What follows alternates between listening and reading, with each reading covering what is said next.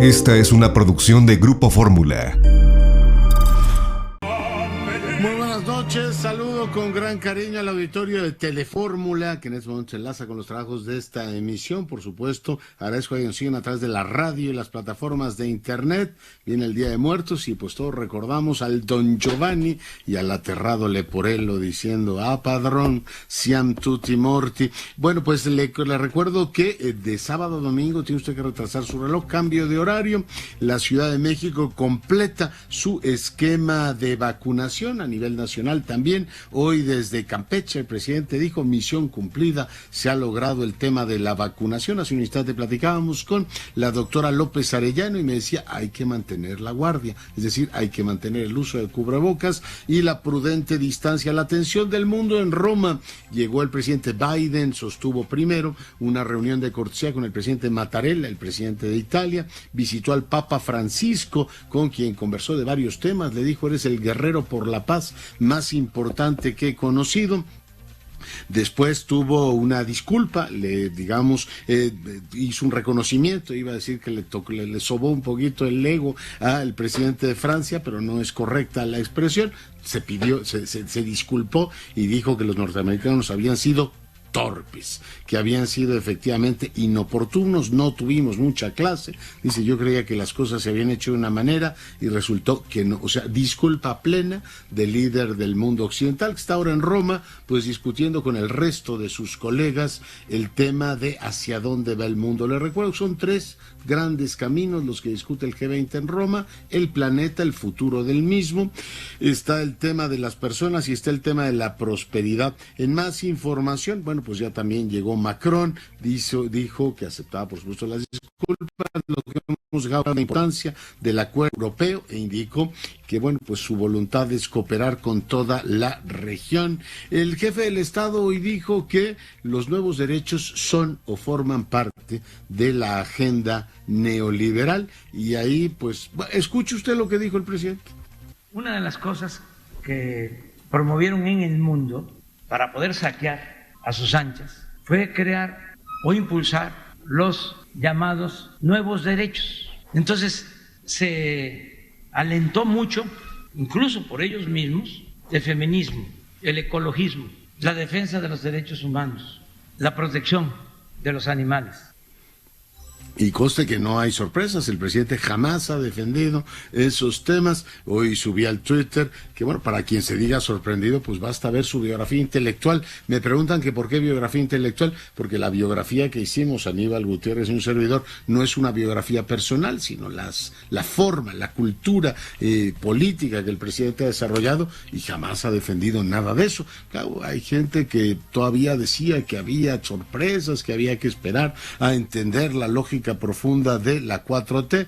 Yo creo que ahora sí se las puso el presidente durísima, ¿no? Con la UNAM han dado maromas, sacaron el reglamento de pago. No sé qué va a decir Claudia Sheinbaum de todo esto, o todos los progresistas que han votado y acompañado al presidente. ¿Cómo van a justificar que el feminismo, el ecologismo son en realidad inventos, bodrios neoliberales? Pausa, regresamos. Seguimos con la información. Doy ahora la más cordial bienvenida a la magistrada Otálora. Ella, como usted sabe, es integrante del Tribunal Electoral del Poder Judicial de la Federación. Magistrada, bienvenida. Buenas noches. Muchas gracias por este espacio. Encantado de recibirlo. Oiga, pues entiendo que tiene usted ahora la tarea de presidir una comisión de fortalecimiento del tribunal, y bueno, pues supongo que hay varias tareas para aquello que podría llamarse la reconstitución del mismo. ¿Por qué no le cuenta al auditorio cuál es el propósito que alienta esa comisión? Sí, mire, con mucho gusto.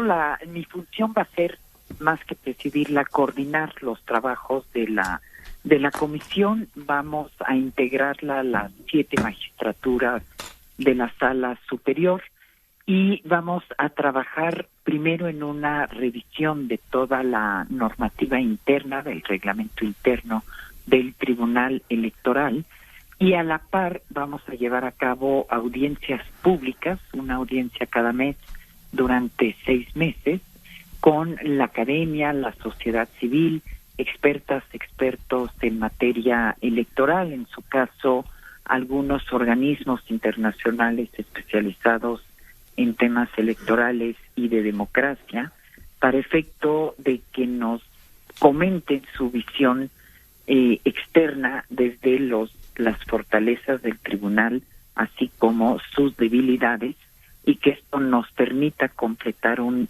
diagnóstico muy a fondo del funcionamiento interno del Tribunal Electoral y con ello poder modernizarlo y adaptarlo a las necesidades actuales, tanto nuestras como las de la sociedad. Yeah. Supongo que las fortalezas o las debilidades las tienen bastante claras, magistrada.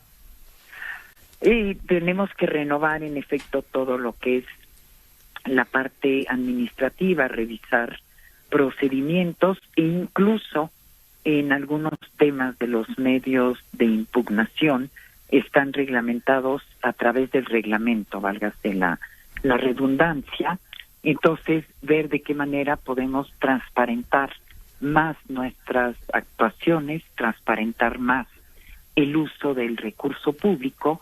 Y la idea con esta comisión interna de fortalecimiento es también ensanchar, fortalecer la colegialidad en el seno del Tribunal Electoral y que se retome el diálogo colegiado en torno a la vida interna del tribunal.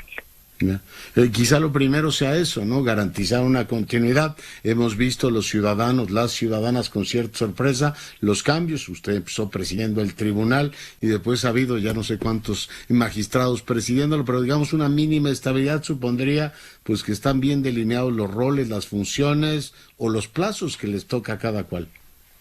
Exactamente, y ya obviamente ya las crisis quedan en el pasado, ya superadas, y entrar en una nueva etapa y en una etapa en la que el tribunal cumple además este año 25 años de existencia. Entonces fortalecerlo, adecuarlo y elevar todo su funcionamiento a niveles ya de estándares internacionales. Y esto es justamente lo que también la carrera judicial, la carrera civil dentro del tribunal, que dos tipos de carreras se vean fortalecidos. Yeah. Magistrada, también genera a veces sorpresa, yo se lo pregunto y usted me dice si forma parte del plan de trabajo, esto de que a veces son sesiones públicas privadas, como que nunca sabemos bien a qué atenernos con el tribunal, medios y quienes seguimos efectivamente sus tareas. Sí, normalmente las sesiones públicas son en efecto los miércoles. Ahorita, este año que ha sido un año electoral, obviamente hay sesiones fuera de estos días. ¿Y por qué? Porque nuestro calendario lo rige también las tomas de protesta de los ayuntamientos, los congresos, las gubernaturas. Entonces, esto explica, la próxima semana tendremos una sesión el lunes, que no es un día habitual para la sesión pública, porque hay asuntos urgentes que resolver, y posteriormente tendremos una segunda sesión en la semana. Pero ya, digamos, una vez resueltos todos los procesos electorales, deberíamos de regresar a esta dinámica de una sesión por semana los miércoles. Y que sea absolutamente previsible. Tienen pendiente, entiendo, esta impugnación que Morena trae de la utilización de papeles o la app para el registro de firmas e identidades para la revocación del mandato, magistrada. Exactamente. Es uno de los asuntos que tenemos pendiente, la revocación de mandato. Tenemos pendiente también las impugnaciones de los 3 partidos políticos nuevos que perdieron su registro, que impugnaron esta determinación del Instituto Nacional Electoral. Tenemos todavía algunos ayuntamientos, algunas elecciones extraordinarias, entonces todavía hay algunos temas, digamos, trascendentes. Todos son importantes, algunos son más trascendentes que otros. Es el caso de la revocación de mandato y el registro o pérdida de registro de estos partidos políticos.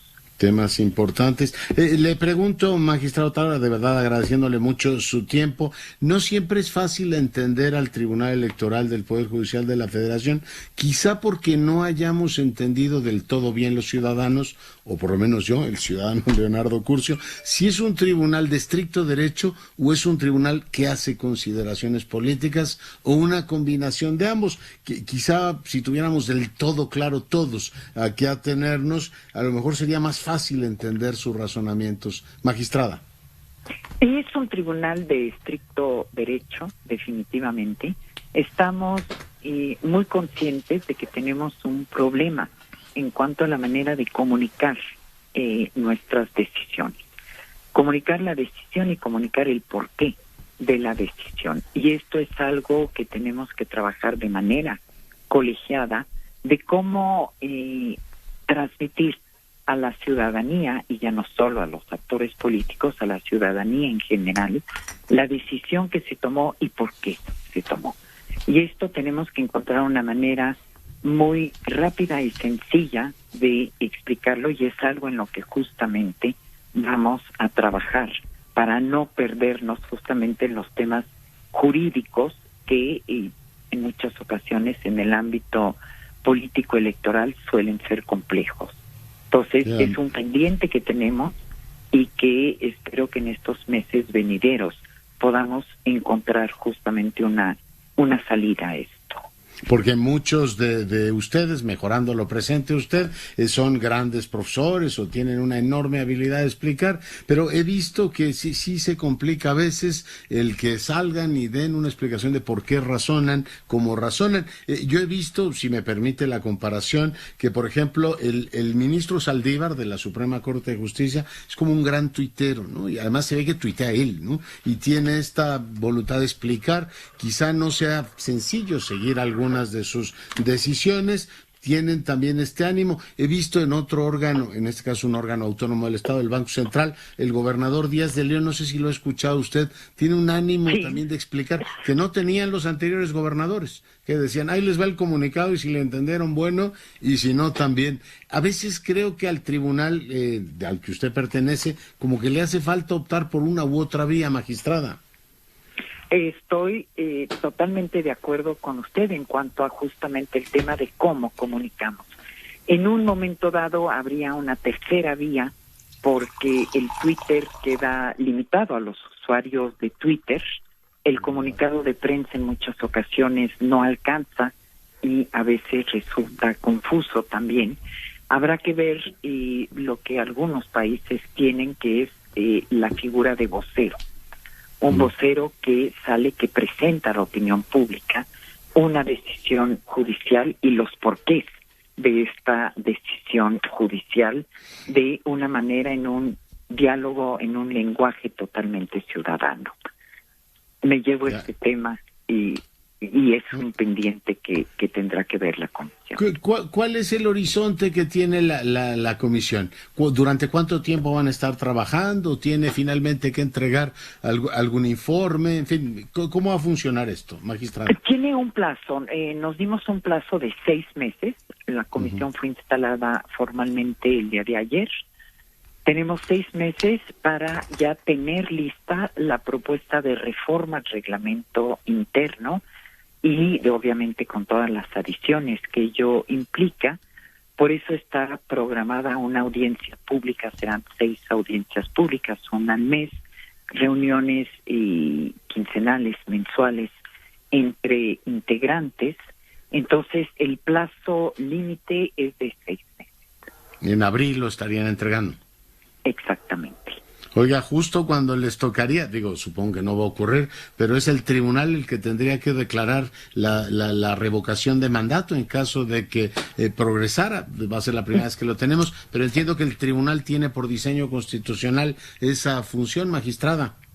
Exacto, y tendremos también que calificar el proceso en sí. Entonces, sí, va a ser un año además. El año que entra se renuevan 6 gubernaturas, está el proceso de revocación, en fin, va a ser un año con bastante trabajo justamente en toda esta materia. Pues magistrada, le agradezco mucho el tiempo que ha estado esta noche con nosotros. No, al contrario, le agradezco mucho el espacio y saludo también con mucho gusto a su auditorio. Gracias. La magistrada Otálora es magistrada del Tribunal Electoral del Poder Judicial de la Federación. Ahí está esta comisión de fortalecimiento que bien le viene a este órgano que ha tenido tantas tribulaciones en los últimos tiempos. Voy ahora con mi compañero José Luis Cuevas, el pintor. Pintor, ¿cómo estás? Buenas noches.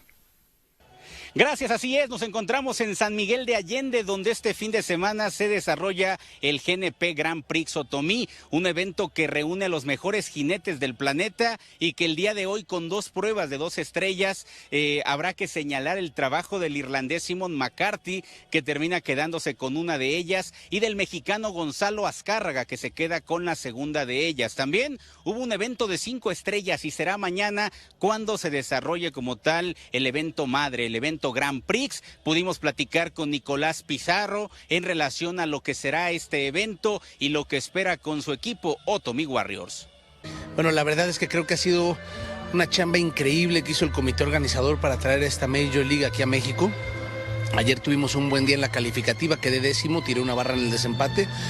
Entonces la verdad es que tengo mucha expectativa de pasar bien mañana, de tener un buen resultado en la primera vuelta, de poder competir por México, por el equipo, por el concurso y poder levantar un trofeo para México. Creo que sería sensacional. Creo que lo importante es que vengan, que asistan, que vengan aquí a Otomí, que nos apoyen y que apoyen al comité organizador, que realmente hace un esfuerzo gigantesco para poder traer un evento de esta índole a México, que aquí los esperamos, que las porras siempre ayudan, que la vibra y el equipo mexicano siempre ha sido muy hecho por la gran calidad humana de como que somos como sociedad. Es mi reporte desde San Miguel Allende con imágenes de Aldo Reyes, informó José Luis Cuevas.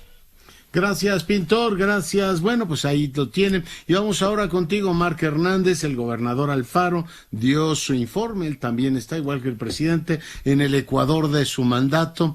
Adelante. ¿Qué tal, Leonardo? Te saludo con gusto a ti y a toda tu audiencia.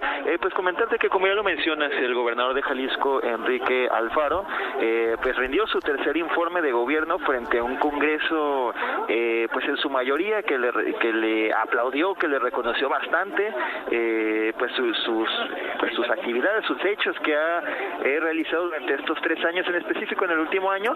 Sin embargo, pues la oposición, en específico diputados del PRI y de Morena, le recriminaron diversas acciones. En primera instancia, Leonardo, te comento que Enrique Alfaro destacó que hay gobernabilidad en el Estado y que la estrategia implementada contra la pandemia de COVID-19 ha sido exitosa. Y destaca que pese a la deuda adquirida por 6.200 millones de pesos en el último año, pues independientemente de eso, no hay deuda. En materia de seguridad, aunque ya había presentado previamente unos días antes un informe en esta materia, reiteró que los índices delictivos han disminuido y que se encuentran por debajo de la media nacional. Justamente, pues reitera que continuarán algunos proyectos de importancia como mi macro periférico, la construcción de la línea 4 del tren ligero, que reitera que fue una promesa también por parte del presidente López Obrador, entre otros aspectos. Aquí otro aspecto a destacar, Leonardo, es los diputados de oposición, pues le recriminaron justamente, entre otros puntos, el caso del asesinato del ex gobernador Jorge Aristóteles Sandoval. Casi un año, Leonardo, y le recriminan que no hay un solo detenido por un magnicidio, un suceso de este tipo.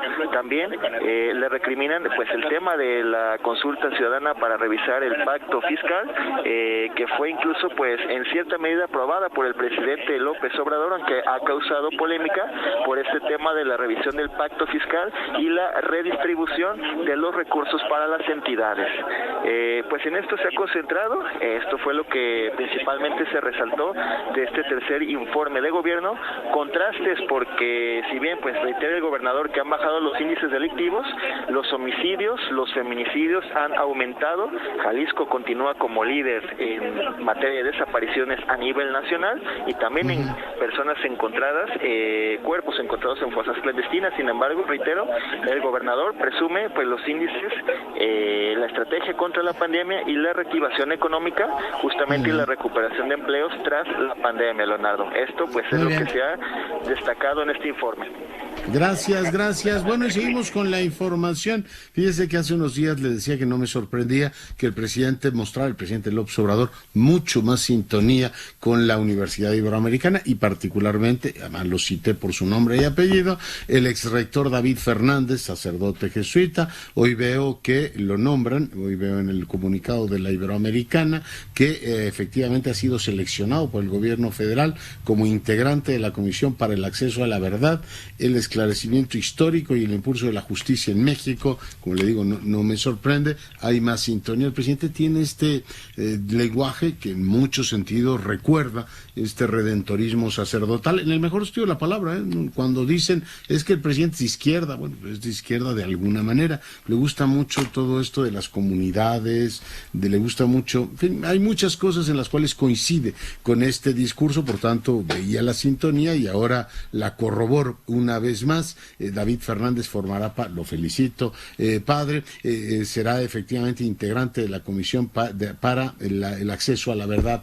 Y bueno, pues el día de hoy, si usted no lo ha escuchado, el presidente de la República, quien decidió no ir a Roma porque no le parece relevante estar en el G20, ya lo sabíamos, lanzó esta bomba, una bomba que, como le digo, no sorprende a nadie que lo haya estudiado y leído, pero sí le complica severamente la vida a sus apologistas y a todos los que siguen parte de lo que el presidente dice. Hoy veía una caricatura de ver cómo se van agachando para tratar efectivamente de pues estar en sintonía con el presidente. Las descargas que ha tenido con la UNAM pues han llevado a mucha gente a revolverse, a decir, ¿y cómo le hago para coincidir con el presidente? Hoy les lanzó esta, que es consonante con la lógica del presidente, decir, a ver, señores, ¿tienen algo que decir?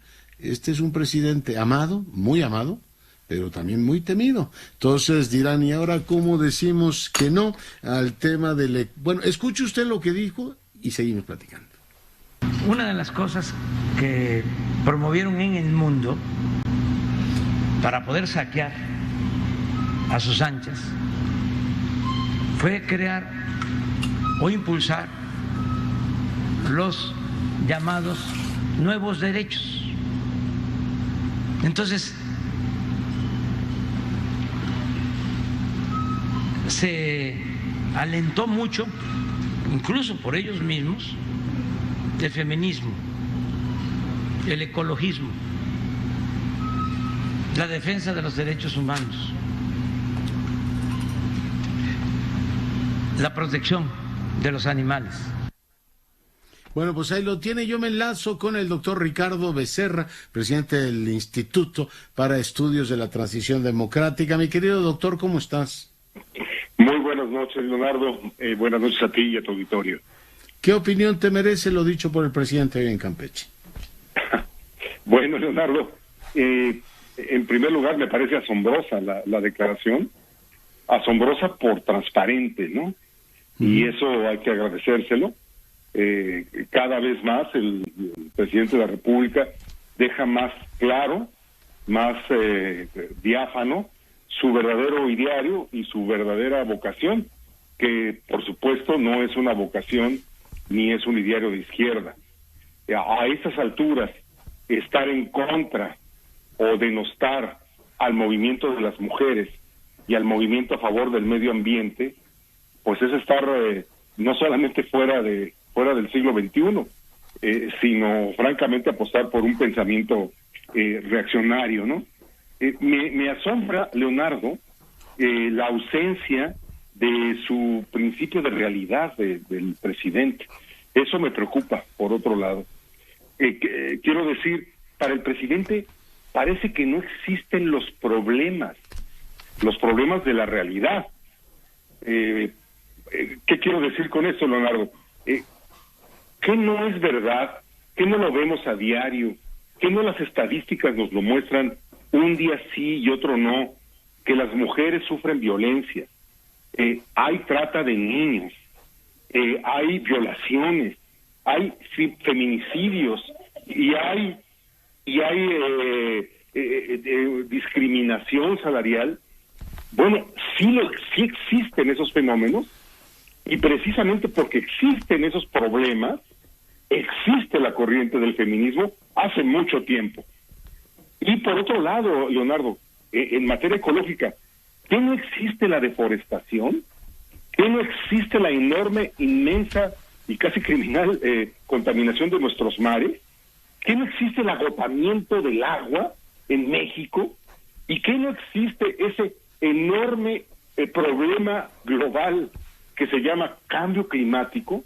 Bueno, por eso existe el ecologismo, no porque sea una invención y una malévola conspiración del neoliberalismo que el señor presidente tiene en la cabeza.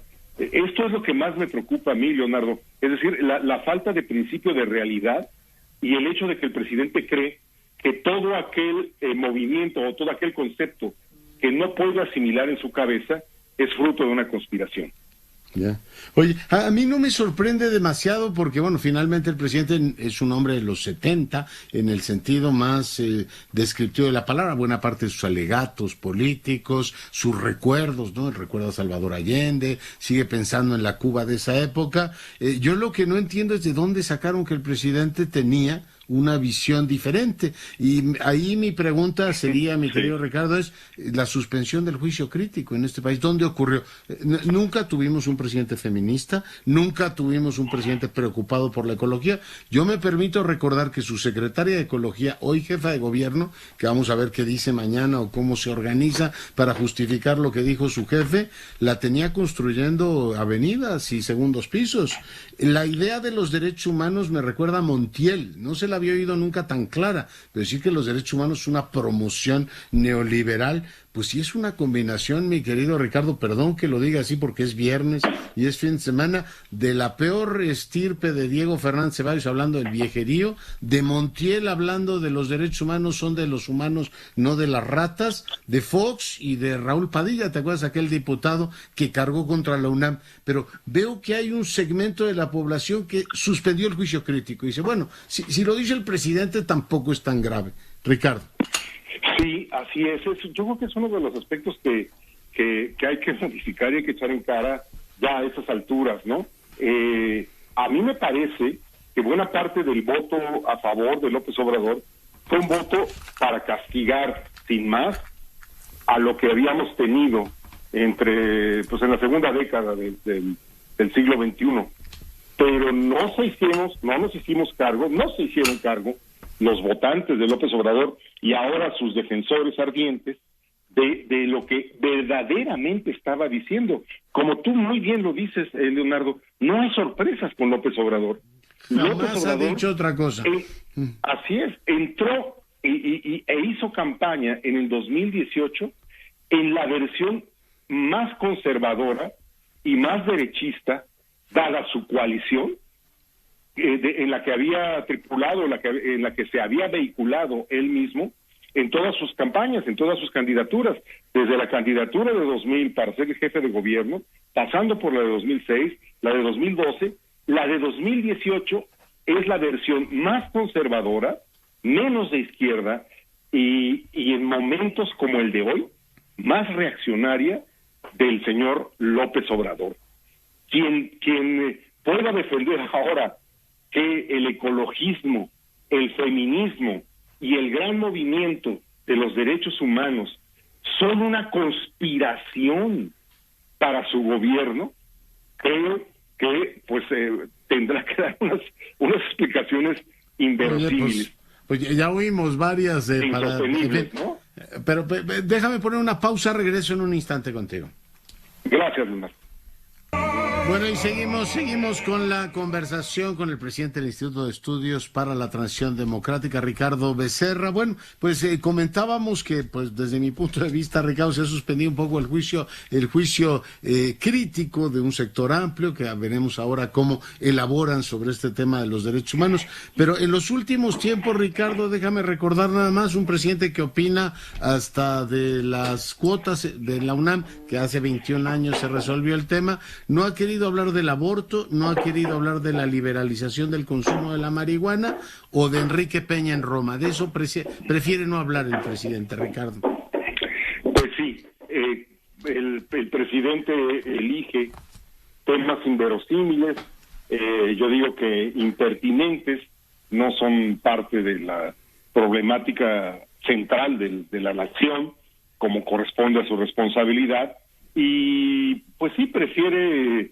lanzar a veces, ¿no?, globos sonda para distraer la atención. Ahora, yo creo que en esta semana, Leonardo, este no ha sido el caso. Yo creo que el presidente sí ha estado expresando, por razones que él conocerá, sí ha estado expresando sus verdaderas convicciones con bastante transparencia. Sí. Yo creo que el presidente está hablando genuinamente de lo que piensa de la UNAM, porque, entre otras razones, él cree que esa universidad pues no se ajusta a su proyecto ideológico y político, ni a su modelo de construcción institucional y constitucional del país, ¿no?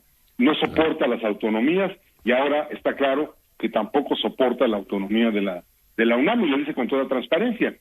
Y en esta ocasión, el día de hoy, cuando dice que el ecologismo, el feminismo, los derechos humanos y el movimiento animalista, que lo incluyó ahí como de pasada, son una creación de una conspiración reaccionaria del neoliberalismo. Para saquear a gusto a los países. Para saquear a gusto, es decir, hay algo totalmente descontextualizado, sin concatenación, pero no se hila un razonamiento con la consecuencia, ¿no? Yo no le pido que lea su libro que hicieron ustedes desde la izquierda democrática, Balance, en el que le sugerían, entre otras cosas, que si queremos llegar a Dinamarca, pues habría que cobrar impuestos y hacer un montón de cosas, pero de plano el presidente no habla con nadie, o nadie se atreve a decirle, oiga, presidente, es muy mala idea, son apuestas perdedoras. Digo, usted es muy querido y muy temido, entonces nadie va a salir en su gabinete a contradecirlo, aunque los obligue a comulgar con ruedas de molino, como lo que hemos visto con la UNAM, o esto de lanzarse sobre los derechos humanos, Ricardo. Pero lo hace porque de plano no habla con nadie, o porque está haciendo una prueba diciendo, a ver Claudia, a ver Alejandro, a ver todos, a ver Marcelo, ¿quién se atreve a llevarle la contra al jefe? Porque para ellos debe ser durísimo tragarse ese sapo, ¿no? Leonardo, yo creo que hace rato que el conjunto de la conversación pública, opinadores, periódicos y, en fin, todos los que tenemos la oportunidad de expresarnos públicamente, no hemos asumido que estamos ya en un gobierno autoritario. Este es un gobierno autoritario. No es un régimen autoritario porque, por fortuna, la Constitución y las instituciones que hemos creado durante muchos años funcionan, unas mejor que otras. Pero el presidente encabeza un proyecto autoritario del país que se expresa, Leonardo, entre otras cosas, por la falta de diálogo y colegialidad, es decir, de discusión en su propio gabinete. Es perfectamente claro, es diáfano, que el presidente dicta, y ni siquiera en una reunión privada, ¿no?, desde las mañaneras, las agendas de los secretarios y de los gobernadores que se dejan, ¿no? Porque también eso hay que decirlo. De los gobernadores y gobernadoras que se sienten a gusto, pues que el señor presidente les dicte lo que tienen que hacer, aunque hayan sido pero las humilla, ¿no? Digo, lo que ha hecho con Sheinbaum y con Salgado es decir, a ver, aquí el jefe soy yo, señoras. Ustedes no tienen más que aplaudir lo que yo diga, ¿no? Y yo asumo sus temas, yo asumo sus problemas, yo los cuidaré, y entonces volvimos de una manera muy extraña pues al final de los años 60, ya no 70, Leonardo, ¿no? A un diazordacismo muy extraño, un diazordacismo popular. Pero yo insisto, Leonardo, que debemos tomar nota no solamente del contenido del programa de gobierno del presidente, que hoy fue extraordinariamente transparente. No le gusta la ecología, no le gusta el feminismo, los condena. Los derechos humanos, no sé qué piensa la comisionada de derechos humanos, ¿verdad?, la nacional, sobre esa declaración. Lo mismo que él, pues lo mismo que él. Pero imagínate. Está preocupado ahora por Colosio, ¿no? Que supongo que lo quieren usar políticamente. Pero tomo nota, hace unos días que entrevisté a Pepe Woldenberg a propósito de su último libro, creo que sí, lo escuché, pero ahora lo dices tú de una manera perfectamente clara. Mi querido Ricardo, pues lamentablemente se nos acaba el tiempo. Te mando 1000 abrazos. Al contrario, Leonardo, mi agradecimiento y pues hay que estar muy pendientes, más que preocupados, muy alertas, porque esto digamos, configura un escenario, pues, muy complicado para... Oye, doctor, y para las plumas estas que siguen escribiendo que no hemos entendido todavía lo que la 4T significa, hoy el presidente nos la dictó completita, incluso para ellos que siguen esperando a ver qué dice. Bueno, te mando 1000 abrazos. Hasta luego, muy buenas noches a ti y a tu auditorio. Y le tengo una espléndida noticia, para mí gratísimo. Bueno, hoy me enteré de 2 cosas de este músico Paniagua, que por cierto yo nunca he oído. Me decía Sergio Vela, que es hombre docto, que es fantástico este michoacano, que entre otras cosas le pidió a la esposa de Juárez que lo ayudara a financiar una ópera, y ya platicaremos por supuesto del mismo y le dedicaremos el tiempo que merece. Y la segunda es que restauraron, y ya entiendo que es posible visitar la casa de Antonieta Rivas Mercado, y además hay un libro de Ana Lilia Cepeda, una historia detrás de la historia, que me da mucho gusto el día de hoy tener sobre mi escritorio y saludar a Ana Lilia Cepeda. Ana Lilia, bienvenida. Hola, ¿qué tal, Leonardo? ¿Cómo estás? Me da muchísimo gusto. Pues tengo la impresión de que le estás regalando algo hermoso a la ciudad y al país. ¿Por qué no le cuentas al auditorio cuál es la historia detrás de la historia y esta casa que entiendo ya podemos visitar?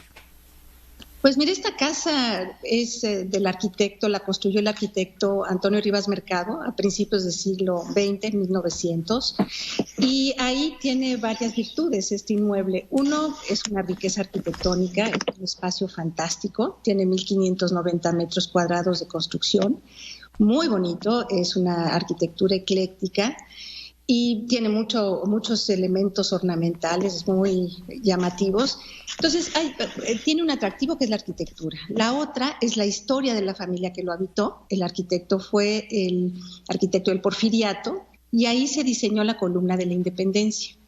Y bueno, tuvo 5 hijos, y una de sus hijas sobresale porque fue una mujer que realmente se adelantó a su época, que es Antonieta Rivas Mercado, que es la más conocida.